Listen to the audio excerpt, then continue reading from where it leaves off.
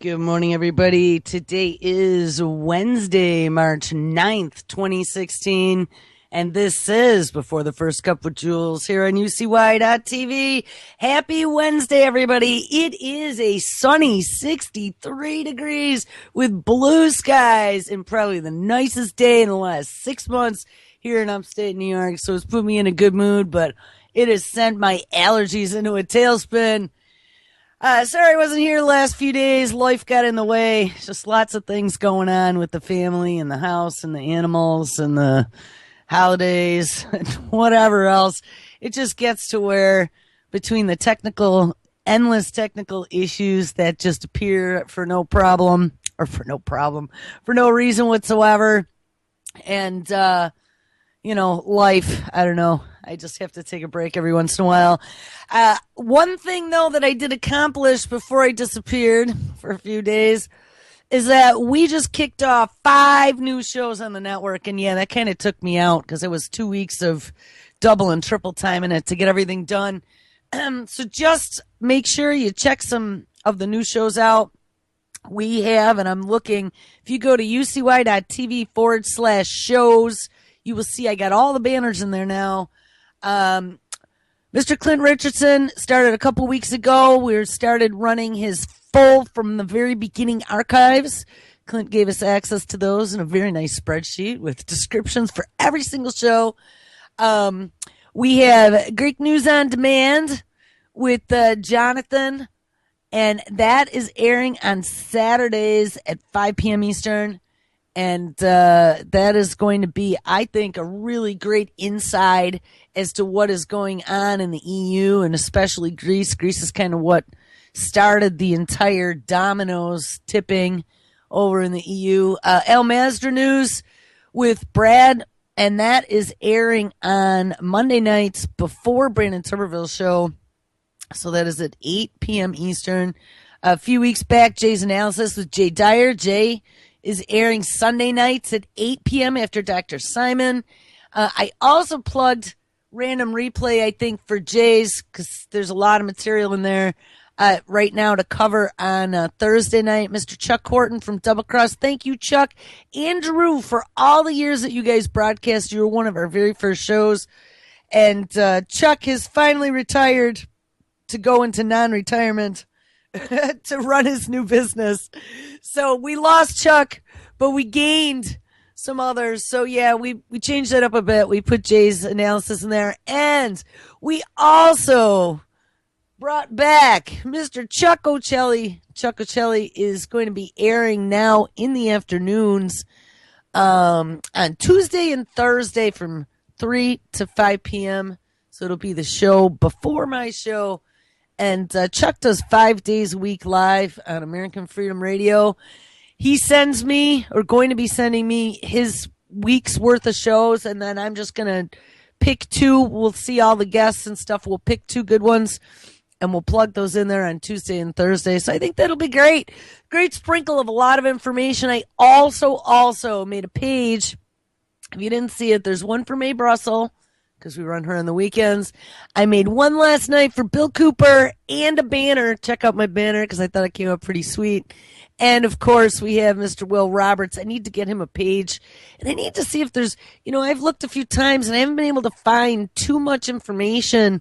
A lot of people have fan pages or full-blown archives. And I haven't seen too much out there. So, I don't know. I have a couple years' worth of archives that were donated from Doug Owen of Oracle, and I don't remember what that girl's name was. There was a girl that showed up here shortly after we started airing them, and she also sent me a few years' worth of archives, so there were some missing that I was able to recover with her archives as well. But anyway, we have everything that Will did on Oracle here also, and that runs in the afternoons. So anyway, just so you know, there's been definitely some mix-em-ups. I don't know. There's more coming. Mr. Brandon Tuberville is always working on finding us new shows. So we'll see how that goes. Anyway, so please don't hold it against me for needing a couple days off because I definitely did. But I'm ready to rock and roll today. So where do we leave off on Friday?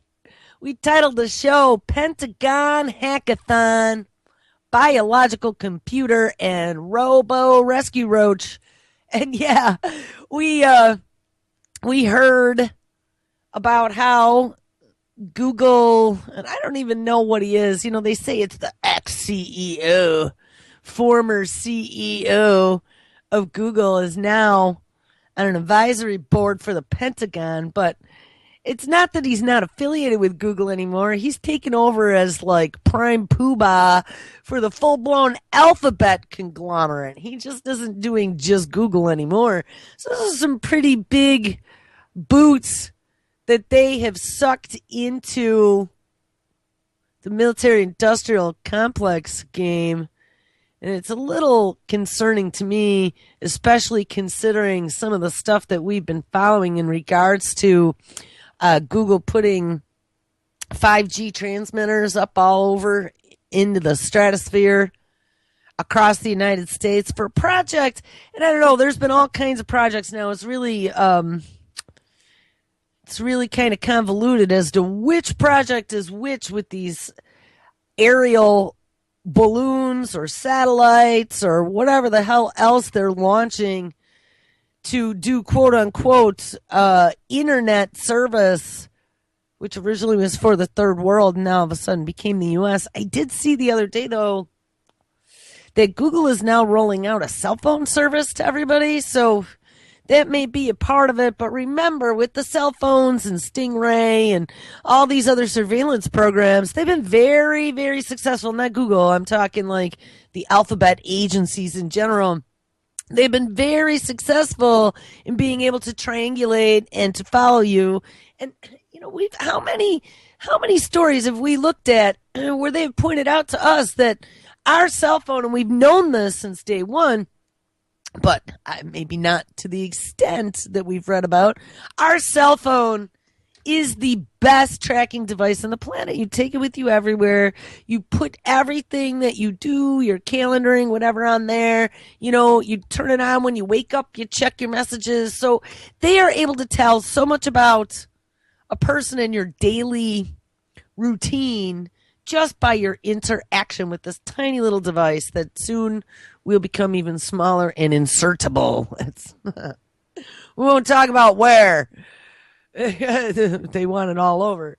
All right, so where do we continue on? I don't know. I was struggling this morning because there's probably 5 days worth of stories.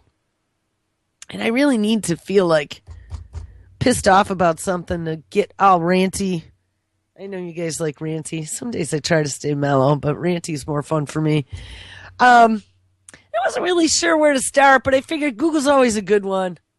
So I ran across this the other day. Google, and I really think that this has something to do with some of the stuff that we've already talked about, like I said, with those 5G cellular in the sky, to bring internet and cell phone to all the poor people who don't have it, who haven't become part of the machine yet.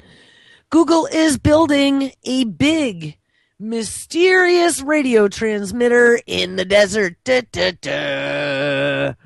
Coming soon to Spaceport America, Google's newest secretive project. Spaceport America, outside Truth or Consequences in the deserts of New Mexico, has been retooling its tenant list in recent years. The facility has one big advantage for the non-rocket crowd. It has lots and lots of fiber optic communication cables just waiting to be used. It seems that Google may be making some good use of them, but exactly what they are doing is still under wraps.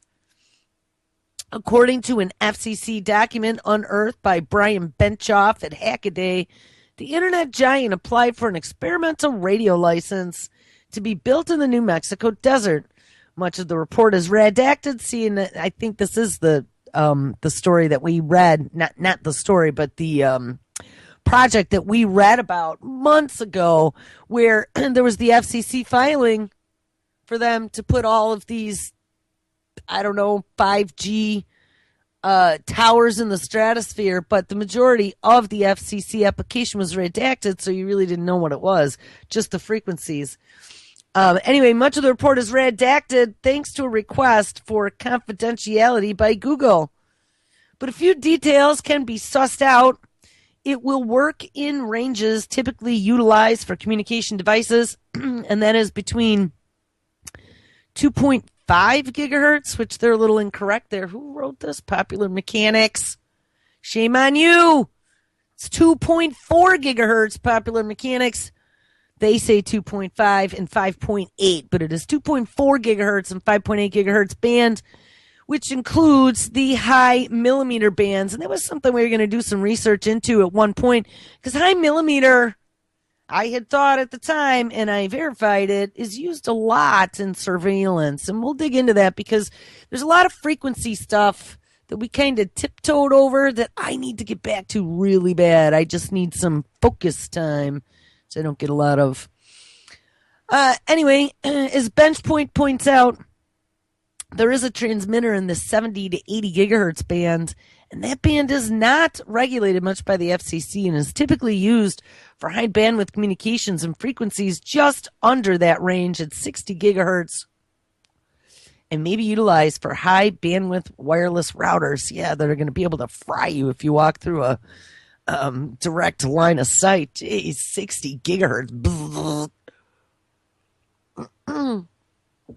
But whereas those devices will use power in the watts, Google wants a 96.4 kilowatt transmitter.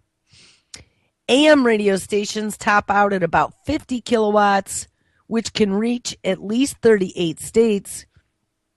But whereas that's omnidirectional, Google wants something that also concentrates on very narrow widths.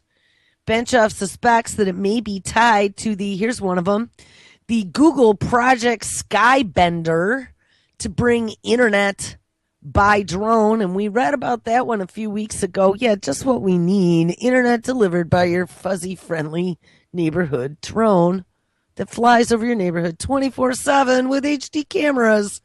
And, oh, yes, beaming you internet.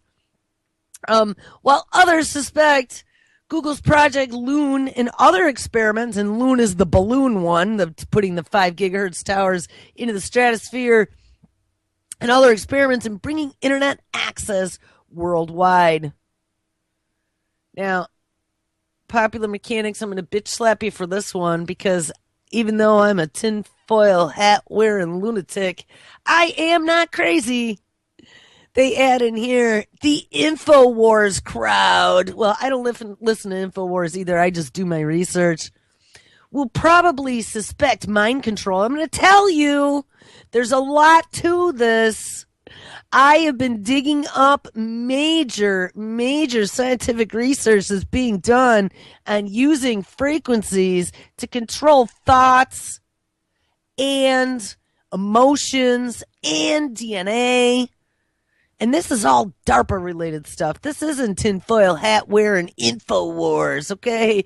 This is DARPA research, ElectRx program, and then go on from there. Take a look. It also says, especially with HARP being underutilized, my guess, and this is the author, oh, it must be aliens. Come on. Now let's just tie everything to aliens to discredit it and make people look stupid. You know, I'm on to these people now and the way they play this game. I fell into that a long time ago, and I get it now.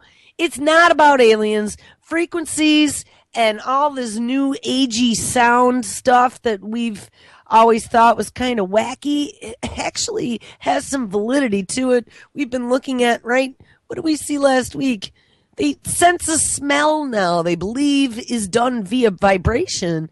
You know, that's not a load of hooey. There's a lot to that. And like I said, when I get some quiet time, maybe over the next couple of weeks now, because I'm not planning on adding any new shows for a few weeks at least, I might be able to catch up before the next school vacation hits and I have to be cruise director for 10 days again.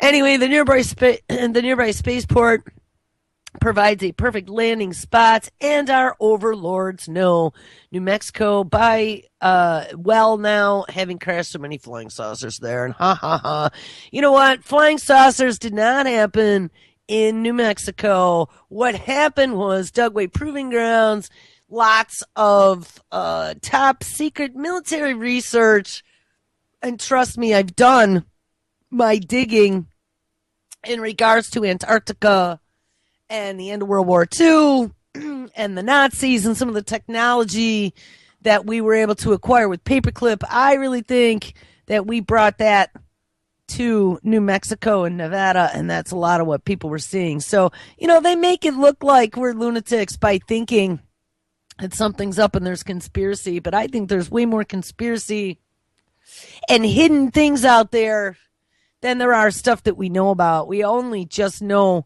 what's on the surface. So who the hell knows? Google is in bed with the Pentagon. We've established that.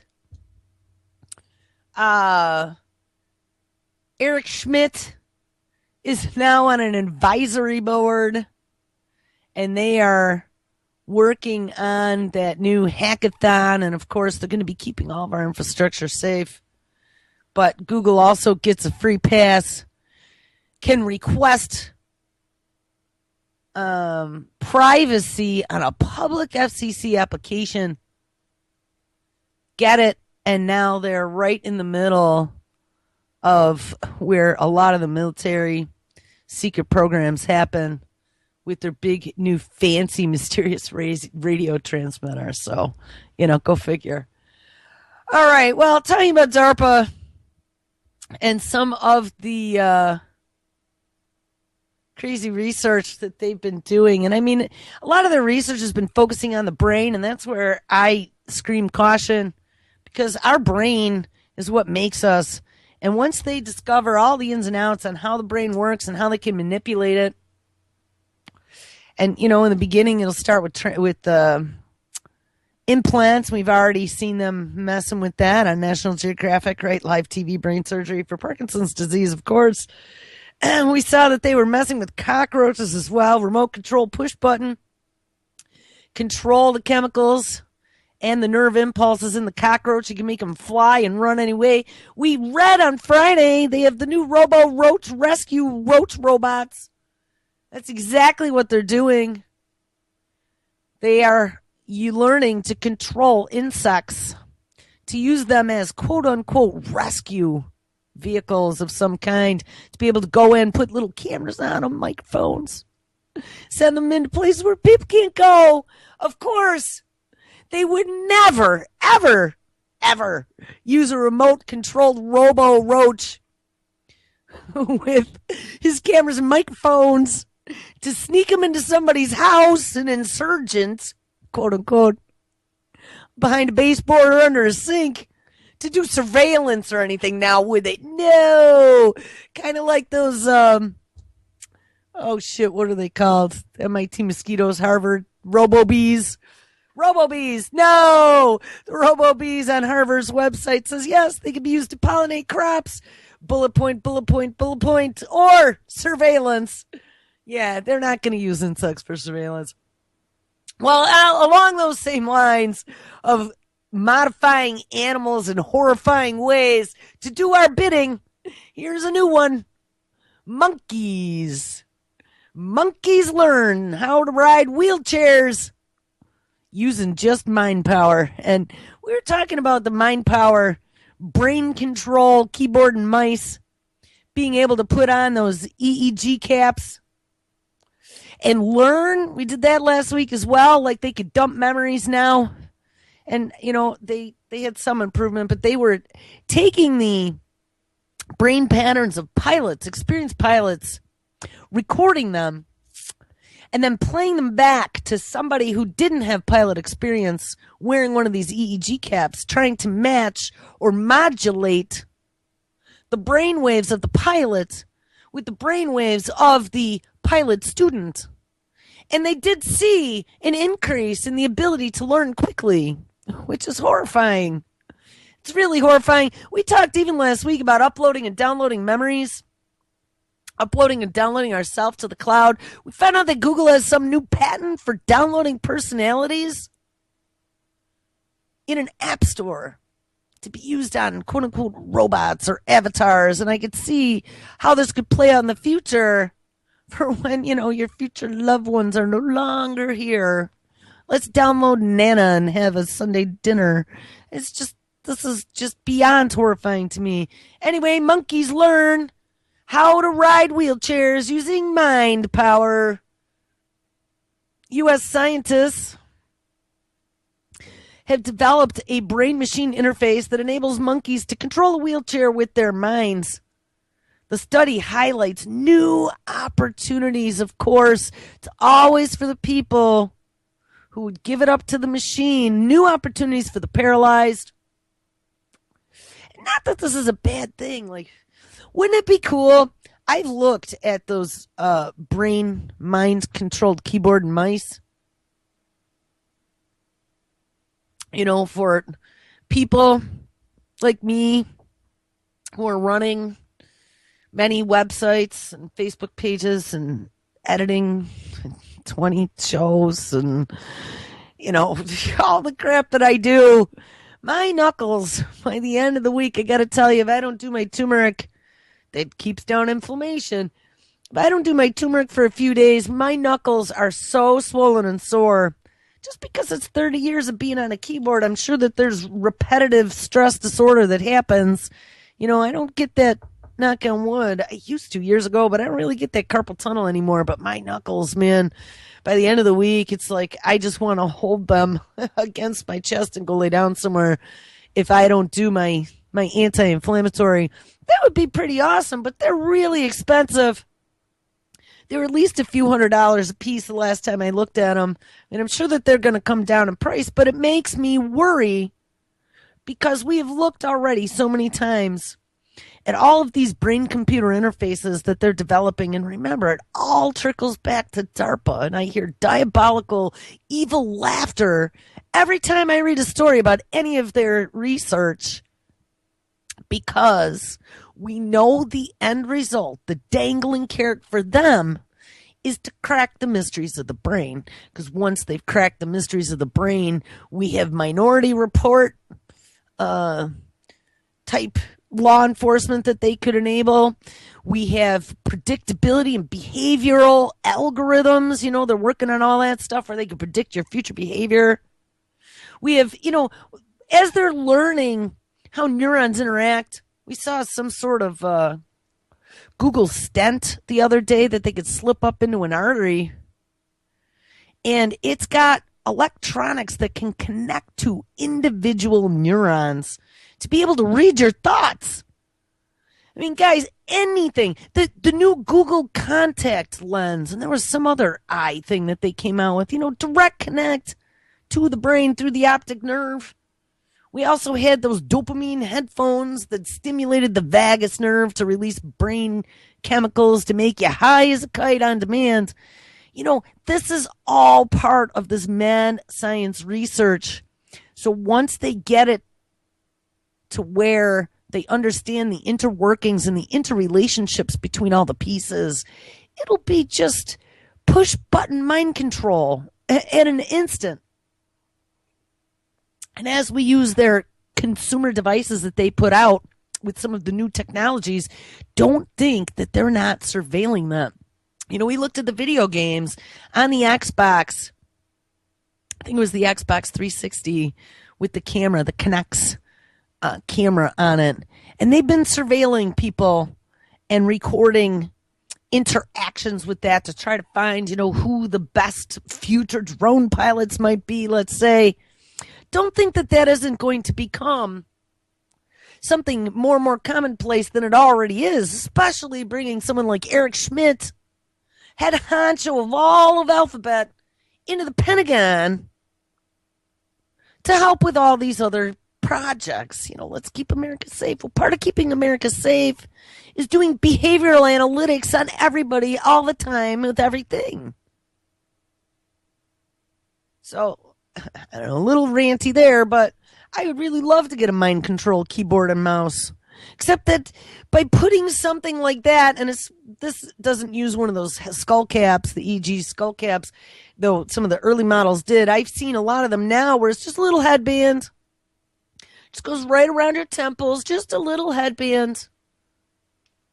And you could just think and blink and, you probably have to train it. I don't know. I would imagine it would have to learn your brain waves. But they're logging, bagging, and tagging that information. They're mapping your brain. They're watching your habits and how you do things.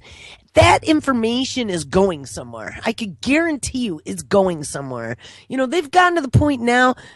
I spent many years doing dashboards. That's my big thing, is finding data, disparate data, making it into something nice, making a big informational portal out of it. I worked in corporate America. I worked for the executive vice presidents. Okay, that was my job.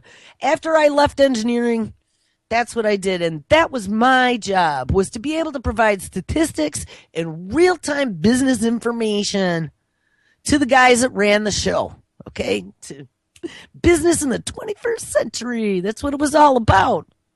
You know what? The faster you can get the information as to what your company is doing or whatever you're tracking is doing, especially if it's on a real-time dashboard all on your screen so you can see correlations between all the different facets of what you're dealing with, that makes you very powerful. That makes you omniscient, omnipresent. You're able to make business decisions very quickly, or law enforcement decisions if you happen to be on the law enforcement end of the dashboards. Remember, Microsoft has gone completely apeshit crazy with their back-end surveillance now, selling Cyber Patrol Center services to all of the police, global, and I'm not just talking United States, global police forces, alphabet agencies. They're watching everything. Why do you think the forced Windows 10 upgrade is coming? Because you know what? They got problems with old computers like I have here with Windows XP on it. Actually, this one's got Vista on it. Got a couple with Windows 7. Got one with Windows XP. But that makes it too difficult for them. And I'm sure, even though they all had backdoors, there were some of those older operating systems, they couldn't collect all of the telemetry data like they are in Windows 10. Windows 10, read up about it. Do a couple searches. There were a few tech articles out there when Windows 10 first rolled out where they were actually tracking all the incoming and outgoing requests through the internet to the operating system and data that was being sent. And it was astonishing. There were hundreds of connections, incoming and outgoing, that were sending and receiving data about what you were doing. So trust me on that. It is about full-blown surveillance of everything, all being database bagged and tagged and put into a dashboard. End result is going to be that they will be able to predict anything and everything in the future. Minority Report will be here sooner than we know it. Anyway, all right, so I've gotten completely off the track. Let's get back to this mind-controlled wheelchair monkey. Oh, no. Hope I don't start a fire. Okay. Researchers from Duke University, North Carolina, it developed a device to interpret the brain's cortical activity and produce wheelchair movements. Their article in Nature's Scientific Report reads, the gear was tested on 2 rhesus monkeys, implanted, so they didn't even do like a headband thing, they did an implant, implanted with a wireless neuron activity recorder. The simians were motivated by what? Oh, not dangling carrots. They were motivated by grapes. At first, the monkeys were driven around in powered wheelchairs with their brains' impulses recorded by an intracranial scanner, which later allowed for creating a steering algorithm. So that is exactly what they did. They were able to record the brainwaves and see what sections flashed on and off when the monkey itself was looking at direction. And then once they trained their application as to what areas of the brain then they could take control. Test runs were made in straight lines.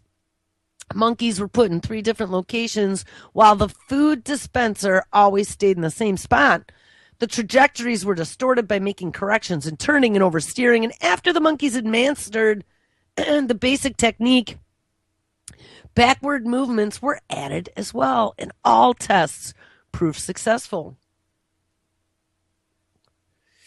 The present results support our recent clinical observation that when paraplegic patients are subjected to intense BMI training, and that is this brain management interface, they're doing a lot with that with biofeedback. If you remember back from the 60s, I think, 60s and 70s, they were dealing a lot with biofeedback, being able to control involuntary bodily functions such as heart rate and things by being able to connect yourself up to electrodes, let's say, and then there's a computer representation of what those internal bodily systems are doing.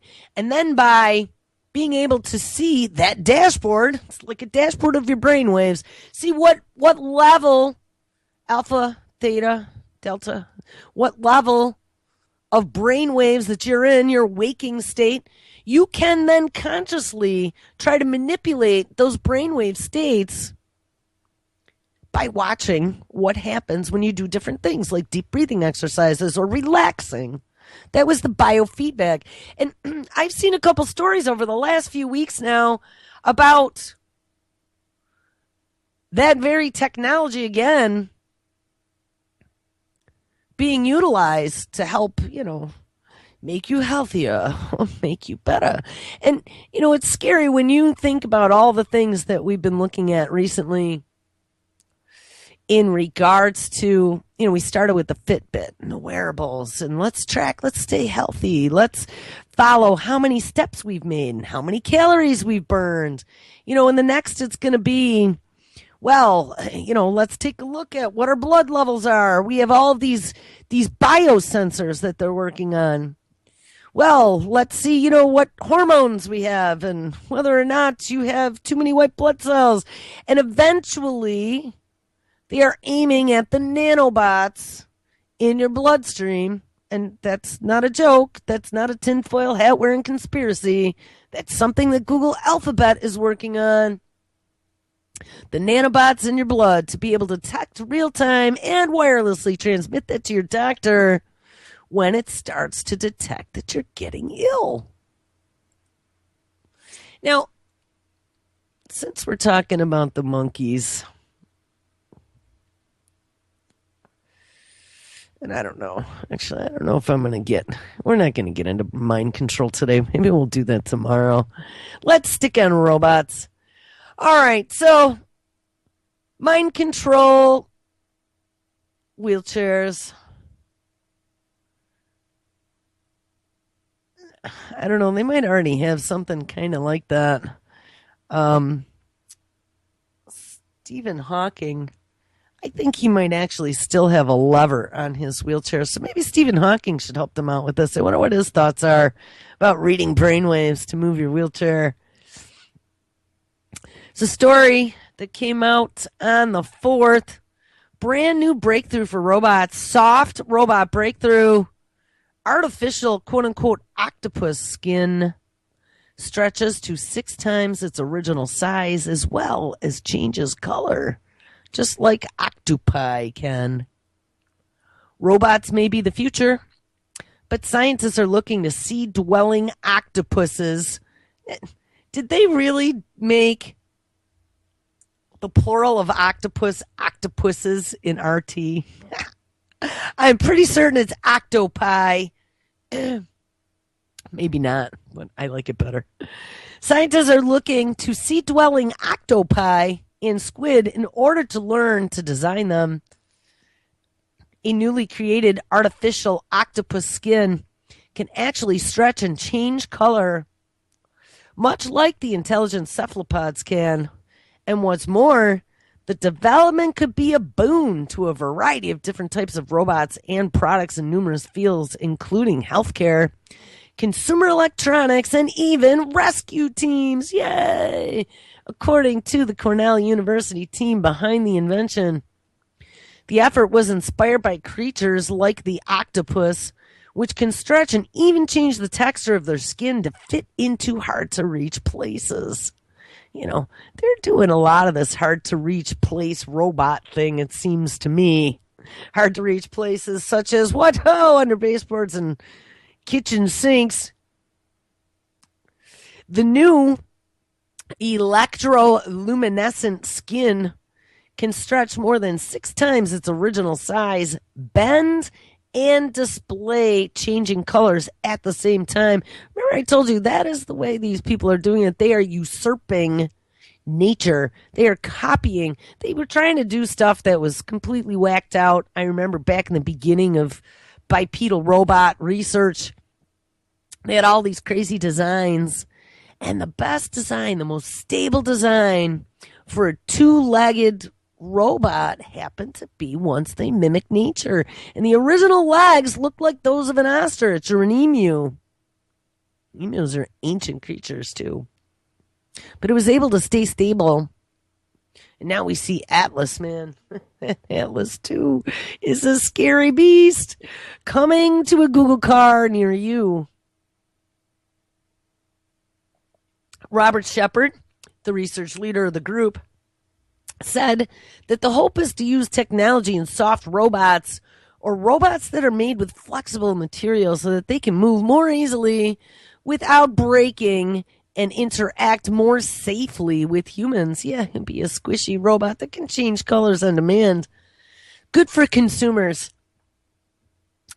As you can see in this 1.5 minute video, and we're not going to watch it, but I will have the story in the notes so you can watch it if you want. This small soft robot prototype is able to bend and stretch on its own as it moves across a hard surface, all the while flashing in 3 different colors. And parts of the material can also inflate to mimic the quote-unquote walking motion of a worm so it can move. And you know what he's talking about with the worm, where they, the beginning part of the worm moves forward and then the back part pulls itself along. It says we can take these pixels that change color and put them on these robots, and now we have the ability to change their color, said the lead researcher. Why is that important? Well, yeah, it's because the dumb American consumer public loves day glow, pink, green, and orange. Why is that important? Well, for one thing, when robots become more and more a part of our lives, the ability for them to have an emotional connection with us will be important. So to be able to change their color in response to mood. Uh-oh. I just lost where I was. In response to mood will be important. Or to the tone of the room. It's something that'll be important for robot-human interactions. And remember, they have to get over that resistant consumer thing. Most people, we discovered, are still not too comfortable with robots, especially the more human they look. So if we can make them do like kitschy things, like, how Apple went from being $5 a share to a couple $100 a share. They just came out with that all-in-one Apple computer in the pretty kitschy colors, and it sold like hotcakes. Yeah, that's all they got to do. Potentially material like this could be used to create wearable technologies. Oh my God, like wearable octopi technology.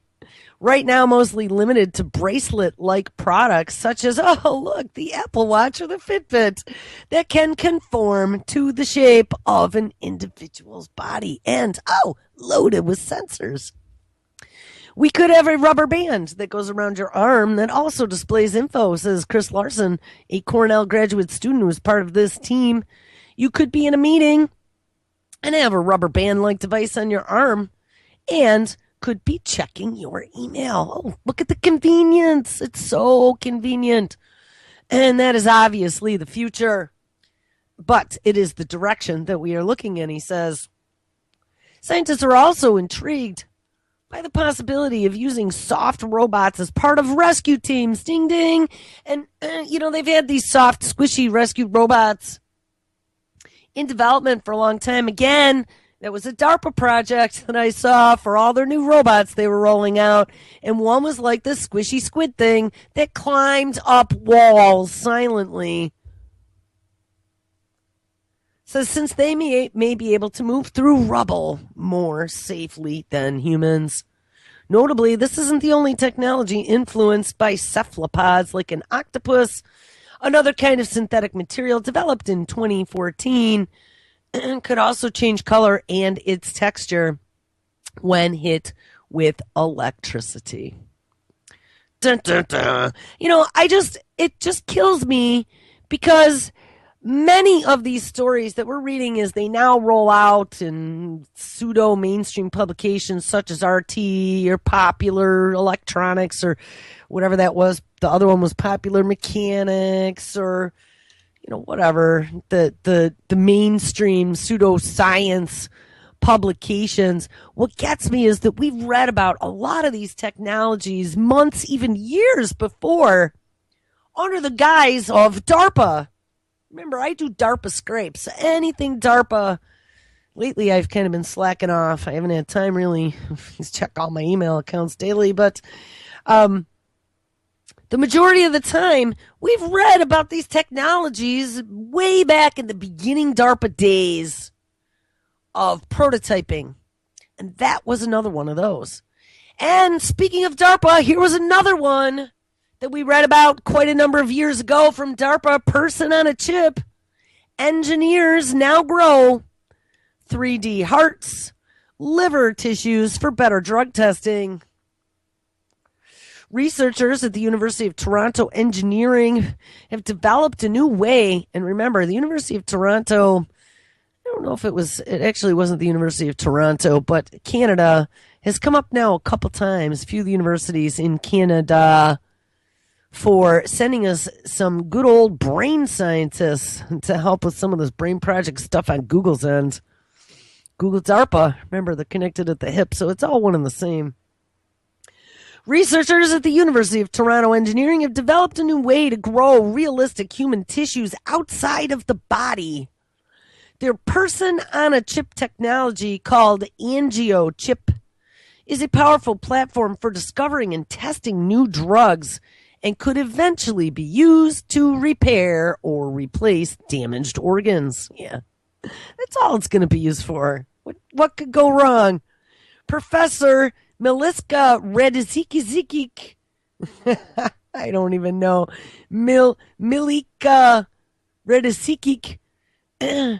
Graduate student Boyang Zhang and the rest of the team are among those research groups around the world racing to find ways to grow human tissues in the lab under conditions that mimic a real person's body. They have developed unique methods for manufacturing small, intricate scaffolds for individual cells to grow on. These artificial environments produce cells and tissues that resemble the real thing more closely than those grown lying flat in a petri dish. And actually, we did a story not too long ago about the actual mini human brain, a little mini human brain that was grown in a dish, just like a brain, except it was a little mini human brain. Then we found the brain balls the other day, too. And it's very frightening.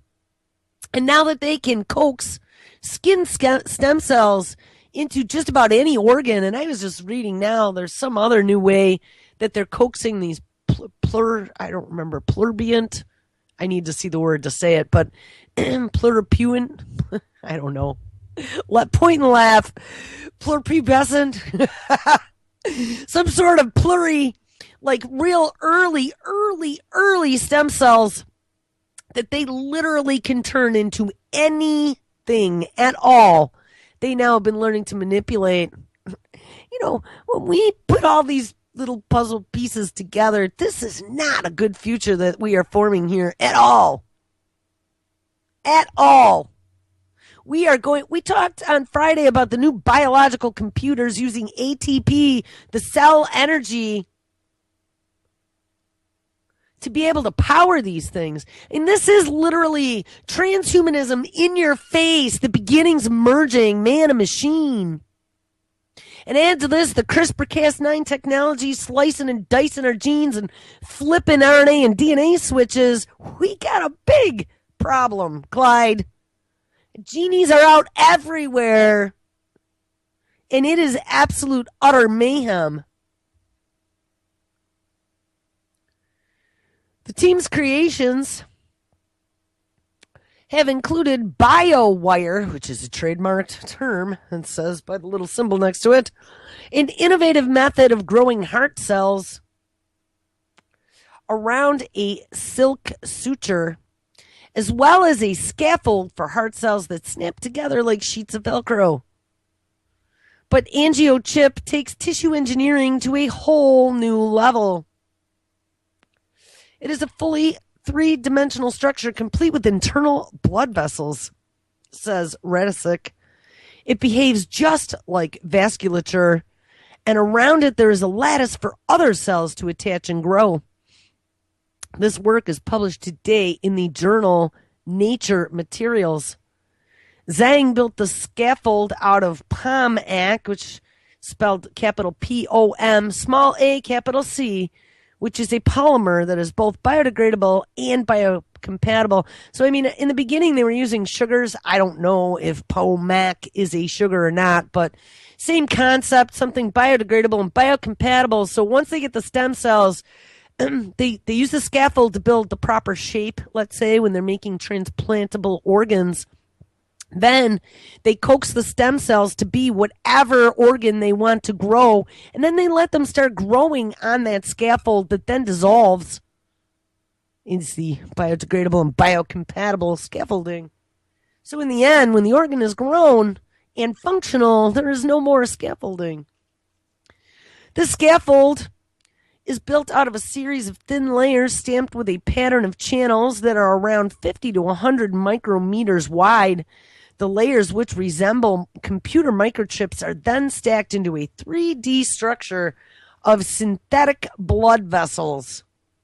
As each layer is added, UV light is used to cross-link the polymer and bond it to the layer below. That's interesting that they're using UV light, just like in the development of life over the course of evolution's millions of years, getting UV from the sun to help move things along. I don't know. It's kind of a neat thing that they need UV to bond those together. And when the structure is finished, it is bathed in a liquid containing living cells. The cells quickly attach to the inside and the outside of the channels and begin growing just as they would in the human body. Previously, people could only do this using devices that squish the cells between sheets of silicone and glass. Says Radisic, you would need several pumps and vacuum lines to run just one chip. Our system runs in a normal cell culture dish. There are no pumps. We use pressure heads to perfuse the media through the vasculature, and the wells are wide open so you can easily access the tissue. Using this platform, the team has built model versions of both the heart and the liver tissues that function just like the real thing. Our liver actually produced urea and metabolized drugs, says Radisic. Oh my God. And they can connect the blood vessels of the two artificial organs, thereby modeling not just the organs themselves, but the interactions between them. Do you guys see? Like, this is the first real steps to be able to build some sort of human-machine hybrid.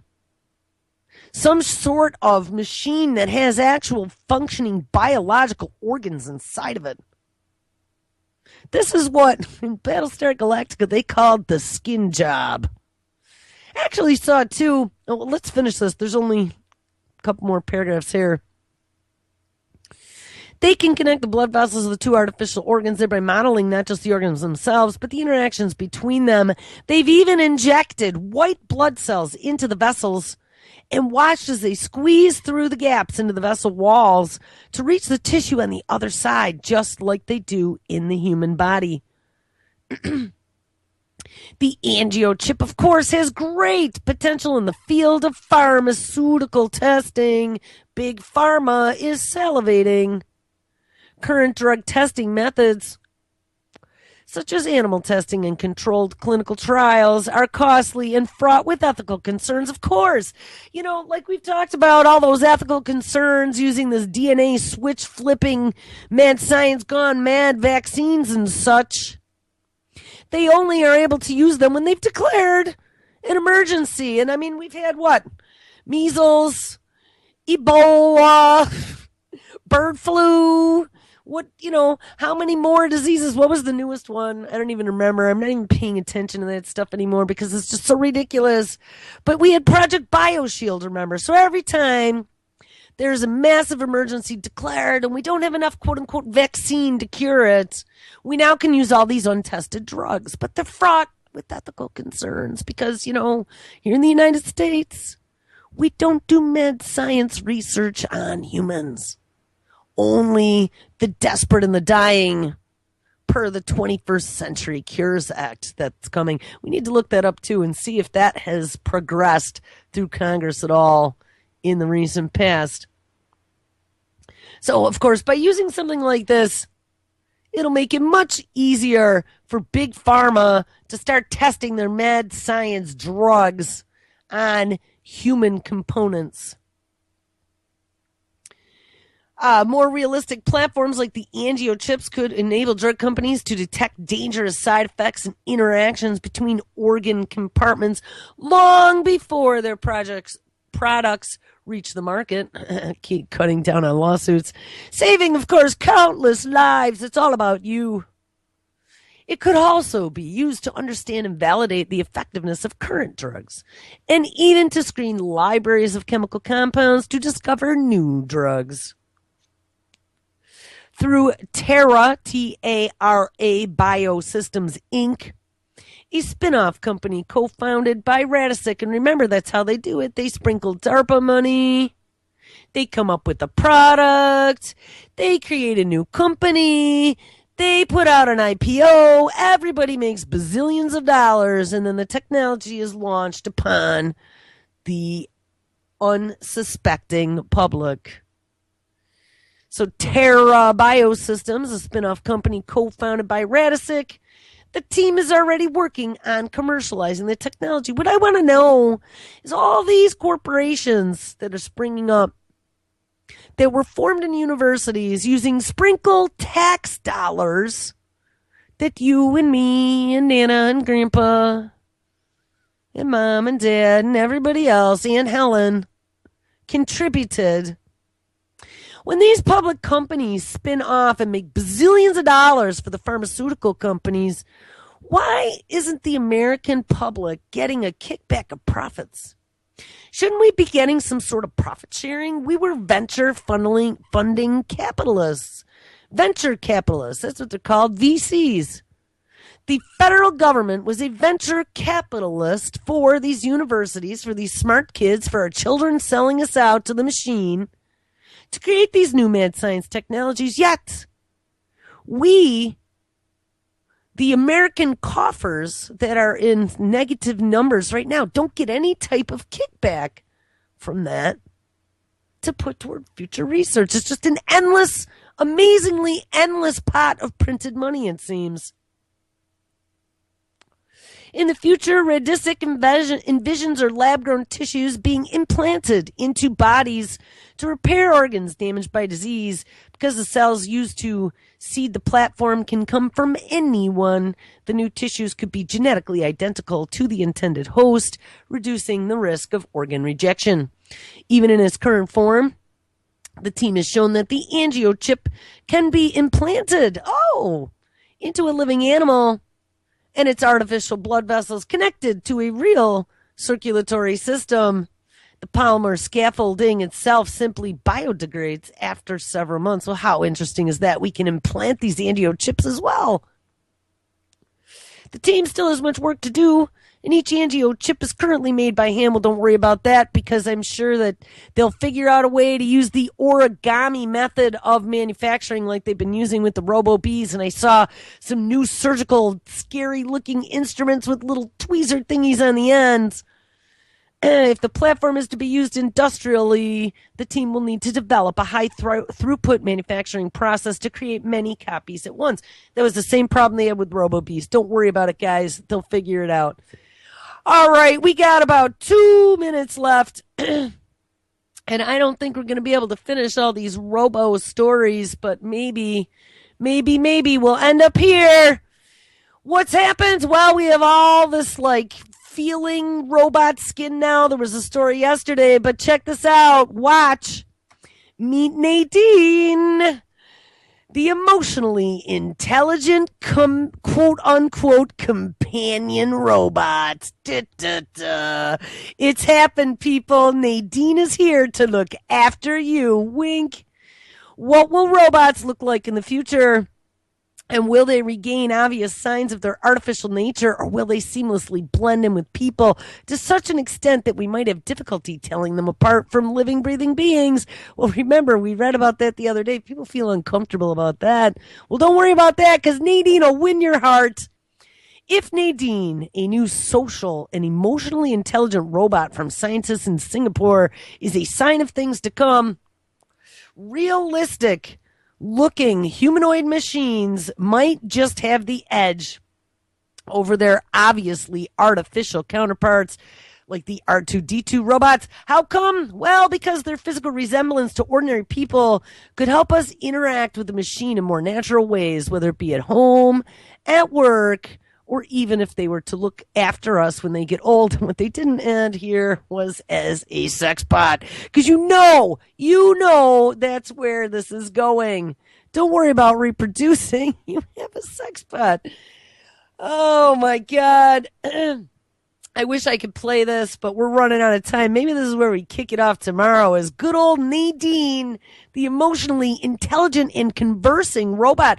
And the video is very frightening because she comes up with her own responses to anything that is asked of her. If you've seen the TV show Humans, you have an idea of what these systems could look like. It might be a little while before robots like Nadine are convincing as human synths, but that day definitely looks like it's getting closer.